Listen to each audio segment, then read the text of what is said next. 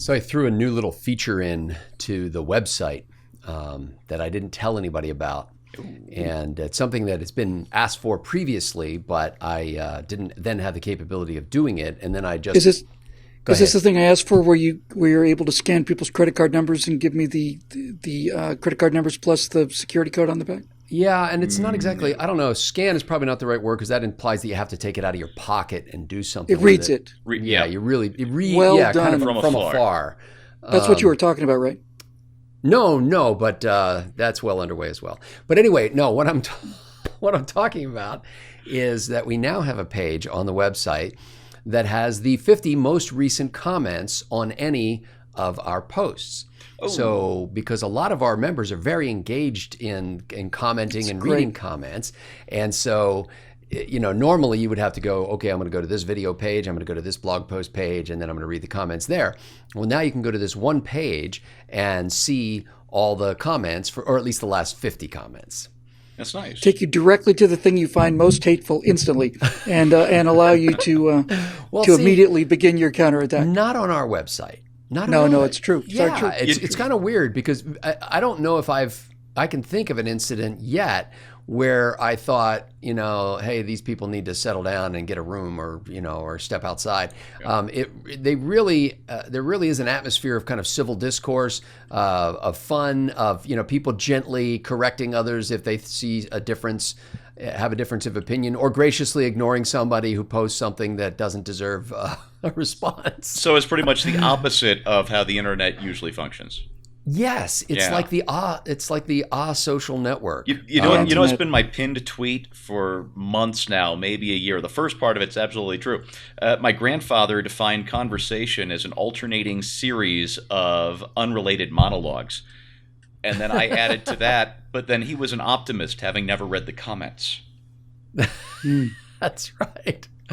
I almost think we ought to go back to a time when if you had a comment, you had to sit down and write it out, and then you had to mail it.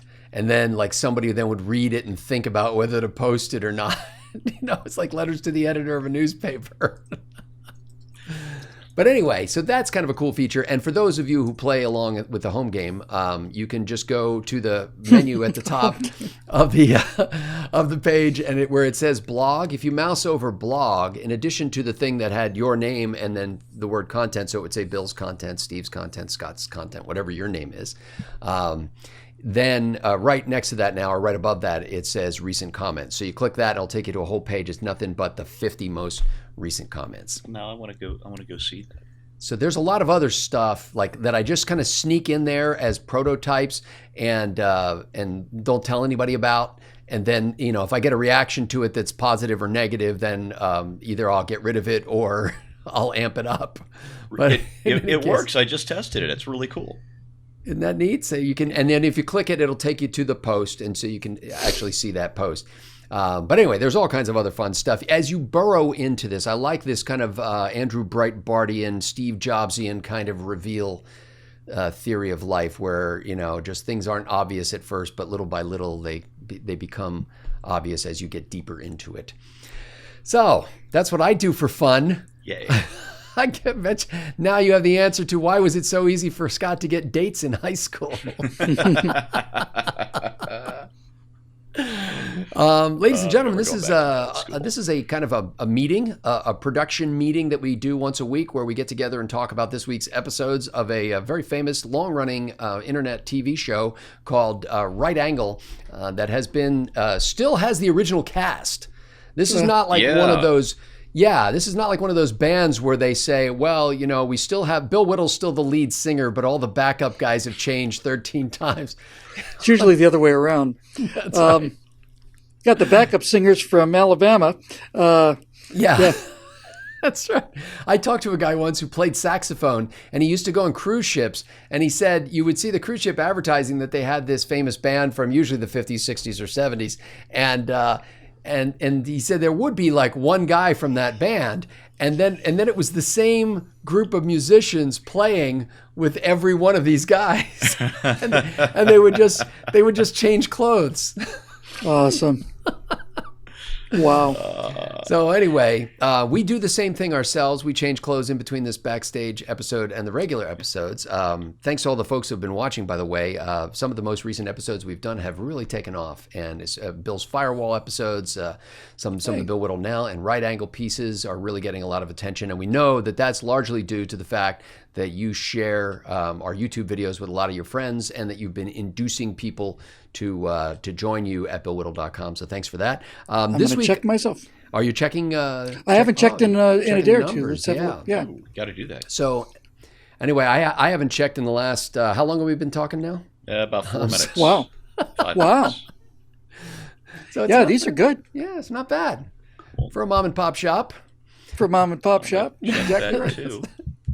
So I have this week's members only episode, and I am going to defer to the second half in this case. You like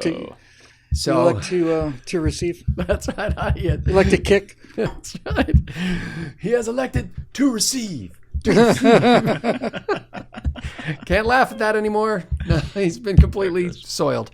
But anyway, yeah, I feel confident enough in my choices that I don't think anybody is going to take them. And what that means is that I've picked the least interesting topics possible so that I know that you guys aren't going to steal them from me. Profoundly good strategy. That's the kind of business mind that makes us the spectacular success that we are let me today. just, I'm not going to tell you the whole idea, but I'll give you a little tip.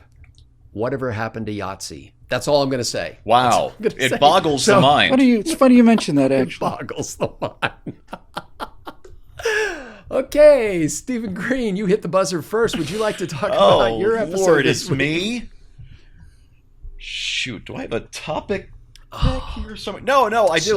Somewhere I did, back there. I did show prep and everything this week because, what the hell?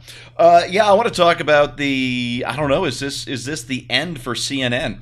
Their ratings collapsed 26% in April. That's year over year from last April, and it was pretty much like the Mueller report came out, and people stopped watching CNN because they wanted their impeachment, and they were promised their impeachment, and they're not getting their impeachment.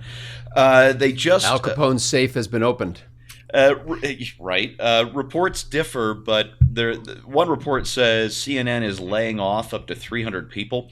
A more confirmed report says learn to code. Yeah, learn to code. That's right. Did you know that this is a thing now? That this is a bannable thing? Oh yeah. Yeah, you get banned off of Twitter for saying learn to code. If you tell a journalist learn to code, then you're banned from Twitter. Hey, I'm hip to your kooky teen lingo. It was a journalist who told that to some blue-collar guy who'd gotten, automated out of his job under Obama, and the jerk journalist says, "Learn to code." But now, if you try, so it's sweet revenge. Oh yeah, but if you say the same thing to them, Twitter 86s you. That's fine. By the way, bonus points in the comments section if anybody gets my reference. I'm hip to your kooky teen lingo, padiddle.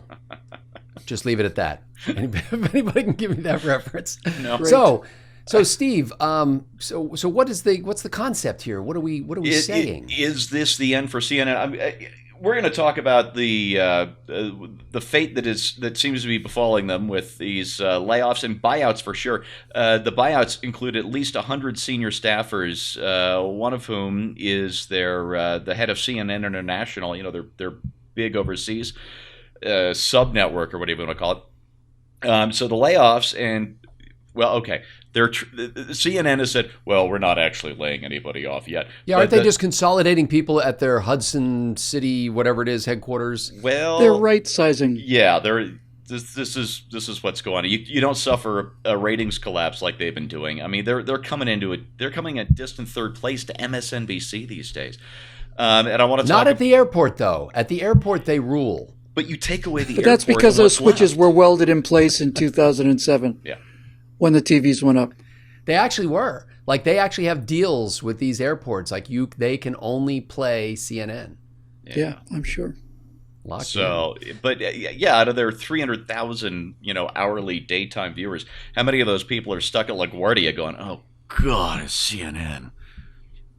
How many of those people are stuck in an iron lung and can't change the channel? So what the couple of things I want to talk about is at what point do you go, okay, as not as a left-wing journalist, not as a committed progressive or any of that, but at one point as a business person, you just say, oh, maybe we need to rethink what we're broadcasting.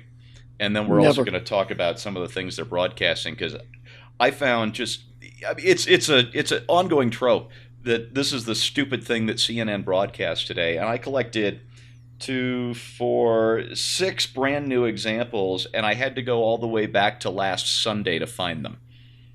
Hooray. I'm trying to remember what it was. I was in the lunchroom the other day at my other job, and they had this woman they were interviewing about something that a celebrity had been seen doing somewhere. I can't even remember what it was. Like, this is how significant it was. But I remember turning to one of my colleagues and saying, "This is CNN? This is CNN."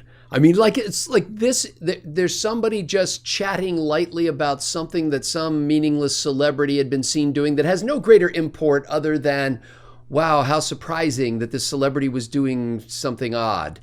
And this, I guess, if you have to fill 24 hours a day with news, I think they've given everybody the golden parachute. There's no more content to feed the alligator. Well, you remember what they did to Headline News. Headline News was great. You got a 30-minute broadcast twice an hour, because that's all it was. And there was a lot of repeat, because really not that much happens in a day. You want it all in half an hour. What's a big deal? But it didn't matter when you turned in. You were going to get the most recent 12 to 24 hours worth of news in 30 minutes. And then they decided, well, now we have to be the Headline News channel, kind of like, MTV stopped playing music videos so they could have game shows and stuff. And it killed the brand. And now it's happening to the main network, because it's not cable news network anymore. We're going to get Trump News Network, and people are tuning it out. There's a radio station in Philadelphia called KYW. It's one of the oldest radio stations in the country. And for, I don't know, decades now, many decades, probably 40, 50 years or more, they've been doing the same thing. And it's just this, every few minutes you hear this, you give us 22 minutes, we'll give you the world. And that's all it is. It's just it's a loop of news that runs every 20, and they update it periodically, but it's essentially different people reading the same stories over and over. It's a much better model than CNN, where you have to fill 24 hours a day with whatever junk happens to be there, and just beat these things into the ground with these bizarre commentaries and stuff. They should have just stuck with Headline News. That would have been valuable. Yeah, I think they could CNN play. of the day was a valuable resource. I watched it all the time. They should periodically, just when they run out of news, they should just stop and then have just like some sort of a picture of a sylvan setting on the screen, and then have the Boomtown Rats song playing that goes, "Someone told me nothing happened today." Perfect. Or they could just have Fred Astaire and Ginger Rogers dancing until, just to slug out the time. Yeah. Until the next news worthy item appears. There are all kinds of things they could do to cut costs, but the thing is, cutting costs doesn't restore your ratings. You have to change what you're broadcasting to restore your ratings, and they can't continue on this path without a turnaround in the ratings. You have to change your mind, and that's what they can't do. Yeah. They'll I wonder what would happen if Ted Turner had hung on to it. I mean, Ted obviously has long ago, gone off the rails on the crazy train, but the guy at least understood business, and he was doing something because he created the Atlanta Braves as America's team just because he had this UHF network of UHF channels around the country. It was genius. Yeah. It was like I read a biography or two about a biography of Ted Turner, and I think the story of CNN in the early days, and it was exciting. It was dramatic, and it was like something that didn't exist before, brought into being by this dashing entrepreneurial fellow. And then it went to Time Warner Cable, and it was just another prepackaged, like one of those peanut butter sandwiches where they clip the crust off and they kind of press it in a cookie cutter kind of thing. Oh, well, that's right. I'd forgotten that. It just completely slipped my mind that Time Warner was the corporate owner. And I used to subscribe to Time Magazine. In fact, I used to get all 3 major news weeklies. I got Time Newsweek, U.S. News and World Report. I read them all cover to cover. And when you bought an issue at Time, it was a major investment in your attention, because there was a lot to go through. And you pick up a copy of Time now, if you can find one, and it's like that joke in Airplane, I want some light reading. Well, how about this pamphlet on great Jewish sports heroes? That's just me. By the way, people are still laughing about Steve's joke from last week about Donald Trump and liberal Jews? Donald Trump and a liberal Jew, yeah. That's a great gag. I wish I could remember where I heard that. It's probably my favorite joke of the last year. Well, there's I forget who I believe it was Rick Warren, the pastor of Saddleback Valley Community Church years ago, in one of some tape I heard him on. That's how many years ago it was. It was a cassette tape, and he was talking about how when you're attributing something, the first time you use a quote from somebody else, you say, well, Bill Whittle said, and then the next time you say, I've heard it said that, and then you quote Bill Whittle again, and then the third time you say, I've always believed that. And then it's like I've always said, like I've been saying for years now. That's right. Human nature is a wonderful, funny thing. I was going to say, I'm sorry I'm going off topic, but then I remembered what show this is. One of my pet peeves is people on the radio who constantly are saying, and these are some of my favorite people on the radio say this too, they're like, have you heard anybody else talking about this? Stu, have you heard anybody else talking about this? Nobody else is talking about this. We're the only ones talking about this. And I just want to call up the radio station and go, look, the reason why you haven't heard anybody else talking about it is because you're talking. You're always talking. So just face it, everybody else is talking about it and you just didn't hear them. So, Bill Whittle, yes. People are going to be talking about your topic this week. People Not likely. Are eager to hear it. Well, as unlikely as it may be, I think nevertheless we must soldier on. Well, I have a subject this week that goes to the power of advertising and also goes to the power of putting your money where your mouth is. I didn't mean to put it quite so bluntly, but since it's a members-only show, these are people who put their money where their mouth is. Yeah. We remember the Gillette ad from a couple months ago. Yeah.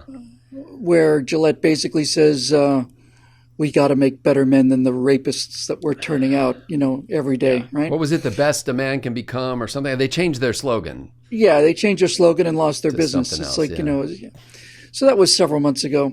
I had I got a message from a couple friends of mine, and one of them said, "Well, I just bought a new watch," and included a link, and I thought, "What the hell is this about?" And then by the time I'd read it, there was a second message from my other friend who said, "Yeah, now I shave with my watch."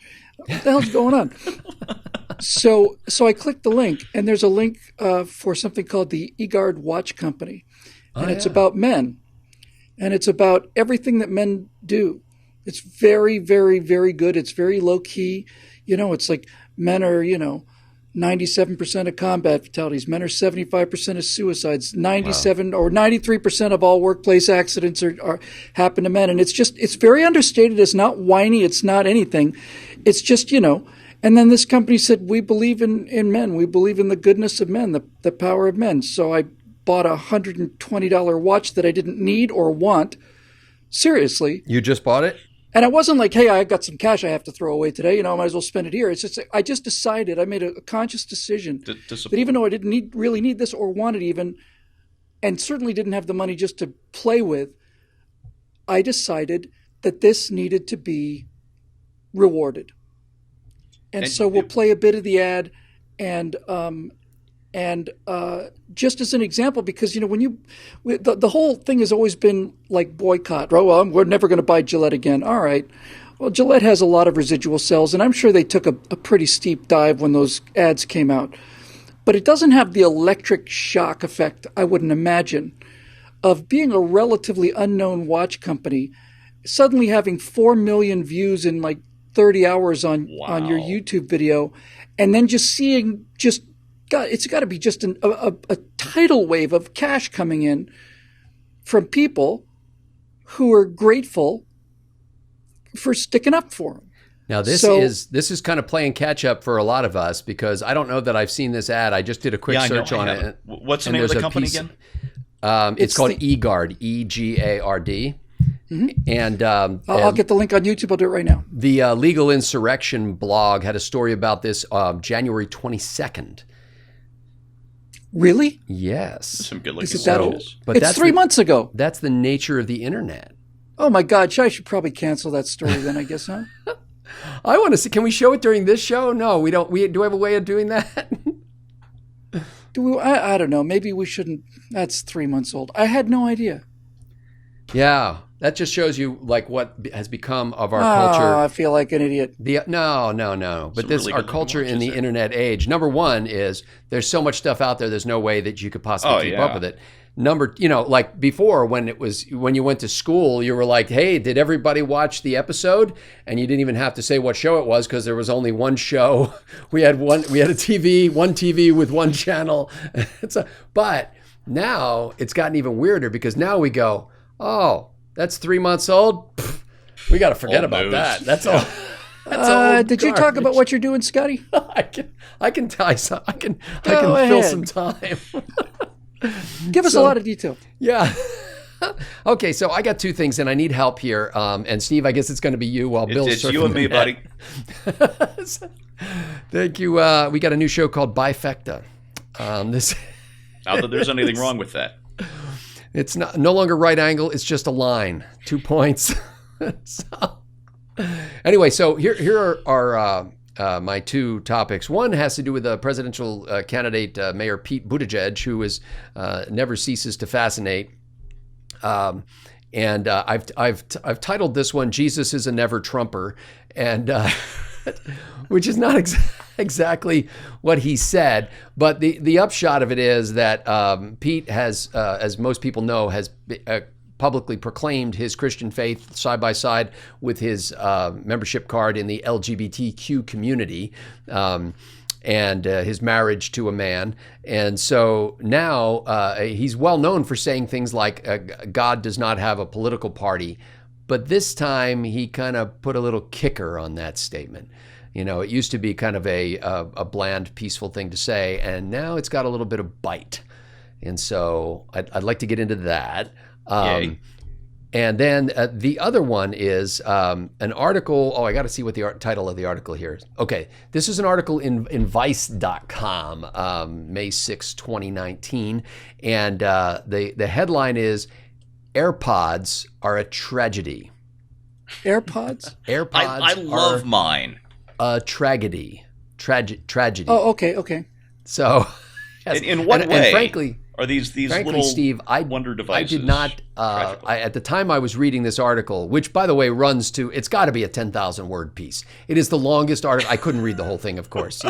You're like 1,000 words into it, and you're like, oh dear God, what is your point? Like, how long does this go? And I'm scrolling. I'm thinking, I'm just going to jump to the end to see the summation paragraph. And I did. I went all the way to the end. I'm like, scroll.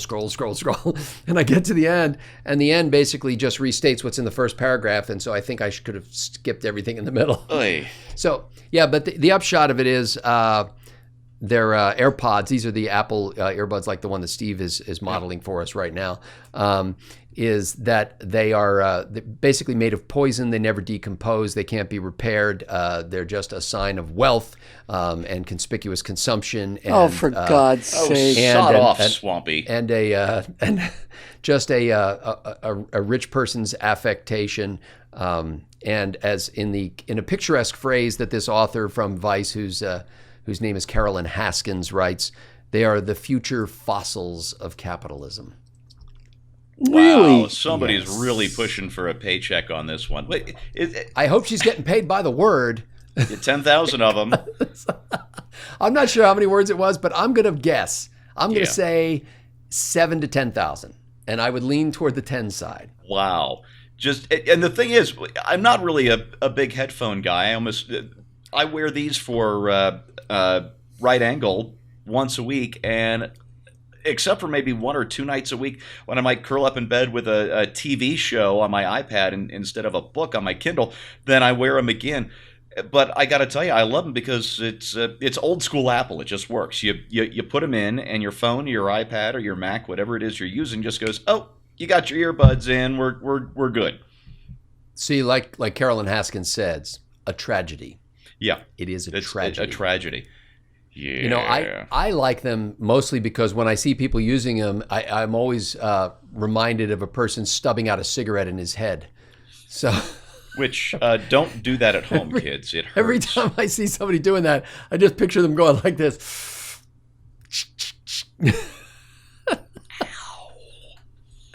Anyway, but I thought it was an interesting story, and like to deal with that. So basically, Jesus is a never Trumper, or AirPods are a tragedy, and one of those is damned to obscurity as just a member episode, and the other gets to be seen by countless dozens of people on YouTube. I like them both, actually. Okay, well, we may.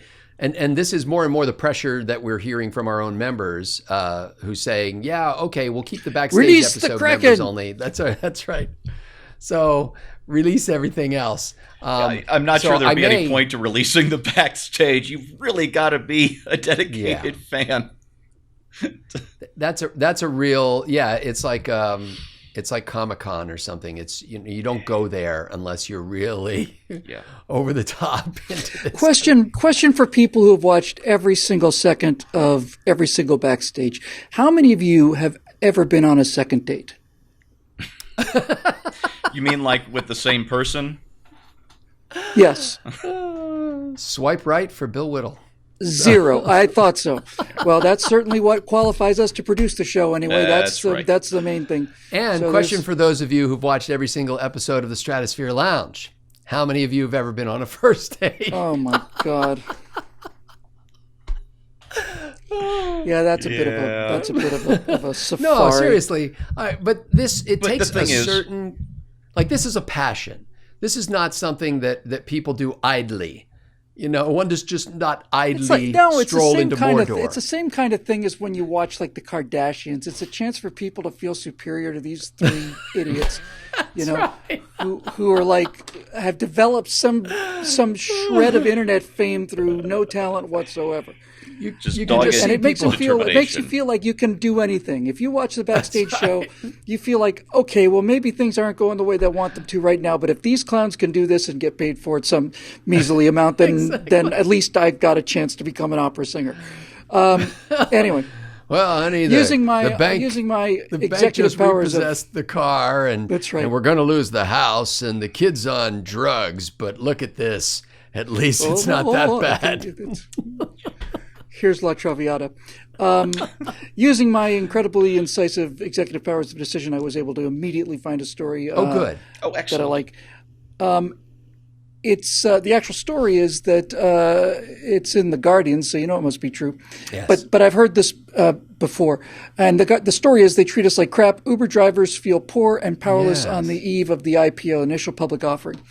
I'll tell you why I find this particularly interesting. I use Uber quite a bit, and to me, Uber is simply the best idea that has happened in my lifetime. It may be the best idea that ever happened in terms of the power of the idea. So here's other than I mean. Membership in BillWhittle.com. Clearly, let's take that for red. So here's what I mean by that. I mean, first of all, ride sharing has changed our lives. We didn't know we needed ride sharing until we had ride sharing. I never go out to a restaurant with my car anymore. It costs as much to valet park the car. I can have a couple drinks and not worry. But the genius of Uber was that Uber didn't say, hey, what we need to do is buy 100,000 cars, right? Get them to people and then have them start driving around. The genius of Uber was that it really was, honest to God, it was just a multi-billion-dollar concept. It was an idea. The technology for the app allowed it to happen, but the idea that there are people with cars who want to make money and people who want rides who don't want to deal with cabs, it's just one simple idea. Anybody could have thought of it. And so it is, in my opinion, simply the most brilliant business model ever. Even something groundbreaking, like Federal Express, for example, was obviously a brilliant idea, but Federal Express required billions and billions and billions of dollars to fully implement. But by jets and all these, this is just somebody said, why don't we have one of these and one of these, put them together, and off we go. And the thing is, Apple built the infrastructure. FedEx had to go and buy planes and trucks and set up routes and everything. Uber looked at Apple's existing smartphone infrastructure and said, That's exactly right. And I'll tell you, Bill, maybe you don't know about this, but the way I avoid the valet parking fees is we just use the drive-through. You just pull up, you tell them what you want, you pull around to the window, they swipe your card, and you're out of there, and there's no valet parking. We do that here in Los Angeles. We have several different windows. One window's for the saucier, where we talk about just exactly how much extra virgin olive oil we want in our pesto. And then we proceed to another 9 windows. But here's what's interesting about this to me. The entire idea is dependent on the drivers. It's dependent on people wanting to do it. And I've had hundreds. I would say I've certainly had hundreds of Uber rides. And I maybe had 2 where I thought, this is not a pleasant experience, but it wasn't a bad experience. Just didn't like the guy very much. So to treat it's not just, look, I've had an opinion for a long time about companies that treat their employees badly, and the idea of considering employees as a liability rather than an asset. My dad was a hotel manager. I know what good management is. And so whenever I see any company treating their employees badly, I just think, what's the matter with you idiots? But this is a special case where this is all you have. This is not like, oh, we're going to cut the pay for our employees as they come to our factory to make tennis balls. It's like their goodwill and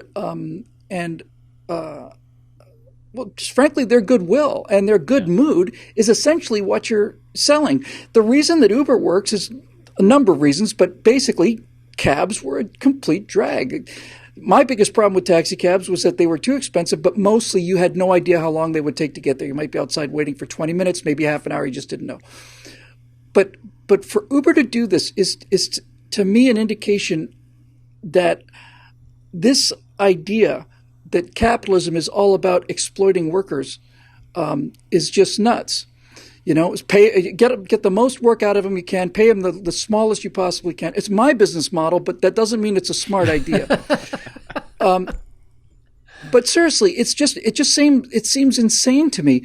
And with an idea that I don't know what the IPO is going to be, I'll do a quick little read on it, but it's got to be billions and billions of dollars to make your product feel like, screw this.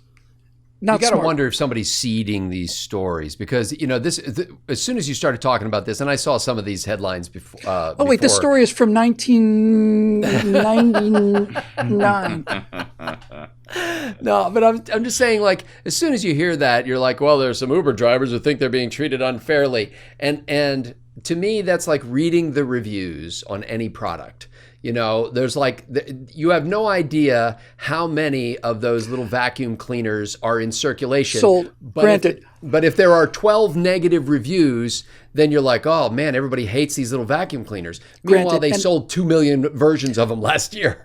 But the story wouldn't have caught my eye if I hadn't heard it from a number of Uber drivers. Yeah, yeah, I've heard the same thing. That's why they were whining about how the company was treating them. Yeah, they were whining about how they weren't getting any money, and really, so yeah.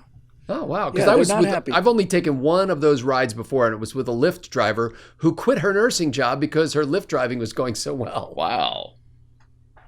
I just think I suspect there's something to it. I've certainly heard enough grumbling from people who weren't being interviewed, but it's insanity to me, the reason I find this story interesting is actually because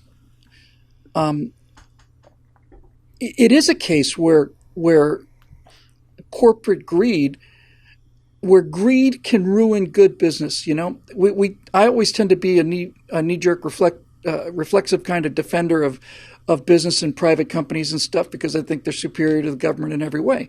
But there are many times you see companies being run in this kind of short-sighted Simon Legree kind of manner. And every time I see that, I just say, you're going to go out of business and you deserve to. So you're on the side of the driver here. You think that they're being absolutely. cheated? Yeah. Absolutely, I'm on the side of the driver. I've heard so many complaints I don't get out much. Uber drivers that I've made it a conscious decision to use Lyft, except when I can't get a Lyft, and then I'll go to Uber. I may do that too. I've heard somebody else say that Lyft is more conservative friendly or whatever. Look, no, I'm definitely on the side of the drivers here. I don't understand. Let me rephrase this. Not that I don't understand it. It's just that all of the criticism of capitalism from the left comes from these kind of decisions, which are stupid decisions. Yeah. And well-run companies don't do this. I remember Southwest Airlines when 9/11 happened, and all of these airlines were just air travel just stopped. I mean, not just for the days when it was officially locked down, but nobody wanted to fly for a year after that. And the president of Southwest got out there and said, he said, first of all, we're not going out of business. Secondly, no one's getting fired. Third, I'm going to work for $1 or whatever it takes until we get this company back on its feet. And I thought, those people will go through hell for this guy. Yep. And that's why the company is a success.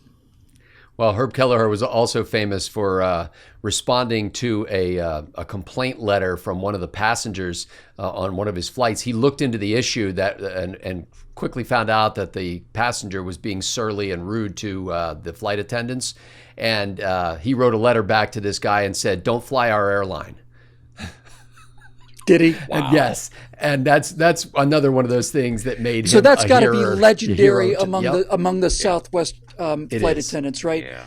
Where the company always sells them out, just so they don't tick off somebody who spent $60 with them. Yeah, that's epic. Yeah, so that's really the point of what I want to talk about is just is good business management versus bad business management. All right. Well, good business management would say that we shouldn't have a meeting that lasts for 45 minutes just to talk about a show. To talk about what we're going to talk about. That's what all those book learning people talk about. People with degrees in business. Right. They say, all the rest of this nonsense. You should take in more money than you spend, and set money aside for a rainy day. All the rest of this theoretical nonsense. I've been learning on the Kindle lately that this is not a good idea. But anyway, we're going to draw this to a close so we can make the actual shows that we've just been talking about. You know how it is in life. You spend most of your time talking about something just so you don't actually have to do it. And so, but it's been my operational theory for many, many years. That's right. So it is the bucket of paint theory of life propounded to me by a fellow named Greg Woodman, who ran a business that I worked for years ago. And he said he would occasionally accuse one of his employees of bringing him a bucket of paint. And I said, what does that mean? And he said, well, you hire a guy to paint your house, and he doesn't show up, and you call up and you say, hey, what's going on? Why haven't you come to paint the house? And the next day, the guy stops by and he drops off a bucket of paint, and then he leaves. And he doesn't come back for a couple of days, and you call him up and you say, hey, what's going on? I thought you were going to paint my house. And the next day, the guy shows up and he leaves a ladder outside your house, and then he leaves. So it's basically his way of not getting the job done, but making it look like something's happening. Right, got it. And I just did another 3.5 minutes. That was pretty good. Hey. Ladies and gentlemen, we want to thank the members. We get paid by the hour here. That's right, by the word. We want to thank the members at BillWhittle.com for paying us by the word and by the hour and just by your very last nerve, as Grandma used to say. That's right. So we are going to get about recording these episodes for you and for those with whom you wish to share them. If you have somehow slipped into the room unbeknownst to the rest of us and wish to become a member at BillWhittle.com, you can do so. We can make an honest man out of you by just going to BillWhittle.com and clicking that Become a Member link. Most of you have already done that, so I guess the only thing left to you is to upgrade your membership to the next dollar level. And we appreciate which is like you getting doing us that. New members. It is, actually, yeah. That would be a cool thing. I suggest that in a Flip manner, but if Flip Wilson were here, he would tell you that you should do that. And it would if Flip Wilson were here, he would tell you that it'd be good manners. That's right, exactly. So for Bill Whittle and Stephen Green, I'm Scott Ott. Thanks to the members of BillWhittle.com for making Right Angle possible.